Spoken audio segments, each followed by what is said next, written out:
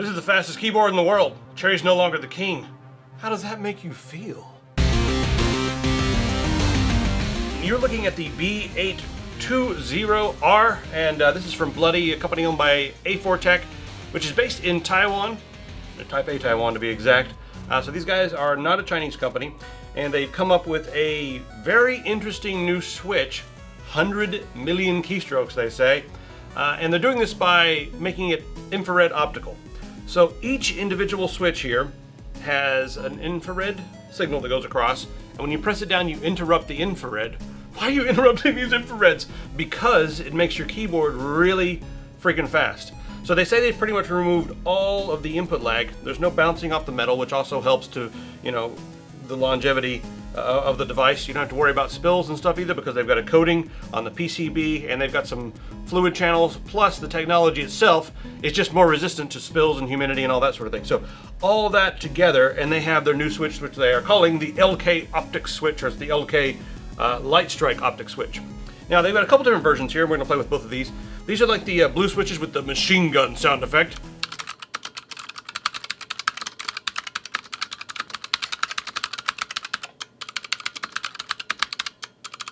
And then over here we have the red switches, which have like the silenced gun, I guess, lack of sound effect.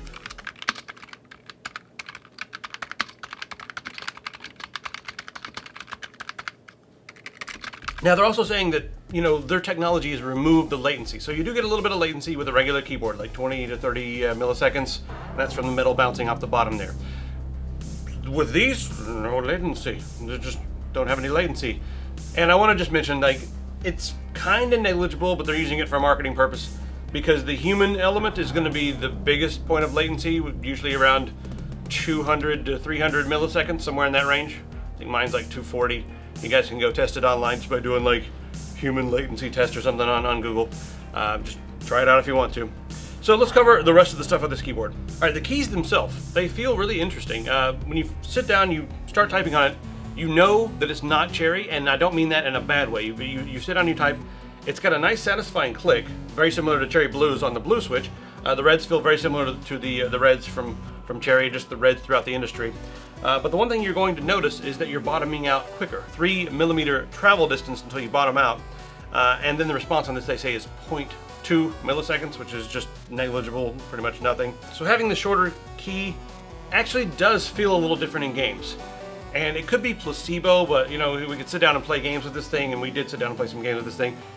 It feels really fast. I went back and forth between this and a Cherry MX keyboard, back and forth, and maybe it's placebo because you're thinking in your brain, this is supposed to be faster, but just the fact that it bottoms out quicker and there's no latency, it feels really, really ultra responsive. So the performance on this is nearly flawless. That covers a lot of the technology. Let's talk about the RGB. Now, right now I've just got it on a standard color mode, but you can use the function key and press F12 and just go through all kinds of different ridiculous color modes. So aside from the standard functions that come with hitting the FN12 to run through everything, once you have the Key Dominator 2 software installed, you can also run yourself through all these different functions using the keys up here, the number keys at the top, and the function button. Get all standard color modes, all that good stuff.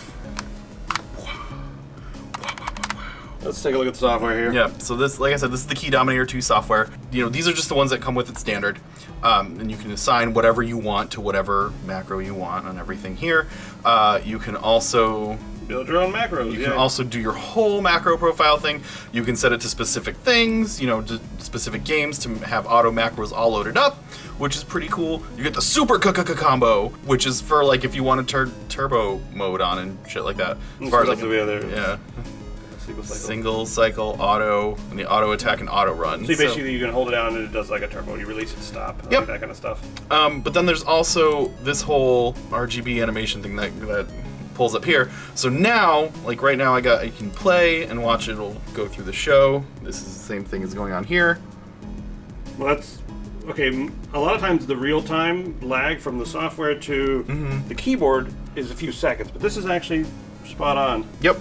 So now you can actually go in here, fine-tune all your stuff. The Y key purple, let's watch it change. Y. Oh, there it is. Yep. That's pretty quick. Mentioned in full disclosure here, they sent this over for us to test, and we're kind of doing a review, but it's really, this review is a disguise because I wanted to show you guys these new switches, so that's one of the main reasons we made this video. The main thing I want to highlight here is that they're allowing users to go and create their own animation effects on the entire keyboard. And then you can upload those animation effects, and they can be complex animation effects. You know, this key, this key, this key.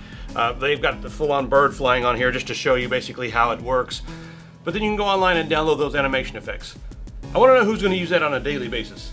I mean, it's cool to show your friends, like, check it out. My keyboard is now a tank rolling across, shooting little buildings over here or something. I don't know. Who's going to use that on a daily basis while they're typing? Now, apparently these guys are Monty Python fans because the bird, where's the bird here? If we get to F12. Ah, there we go, there's the bird. This thing flapping around right now, that's a swallow. Apparently they're Monty Python fans. African or European? I believe it's an RGB swallow. It doesn't look like there's any multimedia keys, but we have functions right here. Hold down the function and then you can control all your media here. Mute, play, stop, all that kind of stuff. F1 through 4. They've included some extra keycaps, and they don't just have the WAS cluster, they have the whole area around there. Now these keys have a nice groove in the center, and they also have a nice texture to them.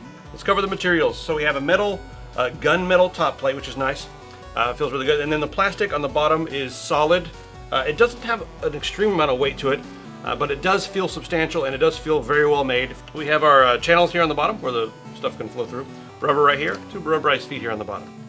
Thing is very low profile as well. So across the top, 444 millimeters, and then 132 millimeters on the side, and then it is 37 millimeters thick. A lot of space bars have wobble. They've got like what they call a screw enhanced space bar. This space bar does not wobble, so yeah, the keys also feel really good. They're Cherry MX compatible as far as the keycaps go. We've got like an interesting design on here. If you want just more standard design, they've got sort of like an industrial gamer look to them, but you can swap them out with regular cherries. And they also have a support box around the stem to make sure it's nice and firm. You can swap them out with any keycaps you like out there in the market as long as they're Cherry MX stem compatible. Also, we got full in-key rollover across the entire keyboard, just smash on everything. I'm thinking that a lot of companies are probably going to be contacting A4 and being like, can we make some of your switches? They're using them for Bloody, which is their brand right now, but I'm wondering if they're going to start licensing these to other companies. I think that would be really interesting because, I'm sorry, but this is better technology than Cherry. Going to last longer as far as the mechanisms go. Whether the build quality is the same or not, that's something that's the one thing I'm like, I don't know, Cherry made in Germany, really, really high build quality, whereas these are also very good build quality, but I haven't tested it long enough. Technology is going to last pretty much forever. Feels like we've moved into the future with keyboards. Pretty much it. Let us know what you guys think. Get a t-shirt, y'all. This one. I don't tolerate people that don't buy t-shirts. Should last longer. It's going to be extremely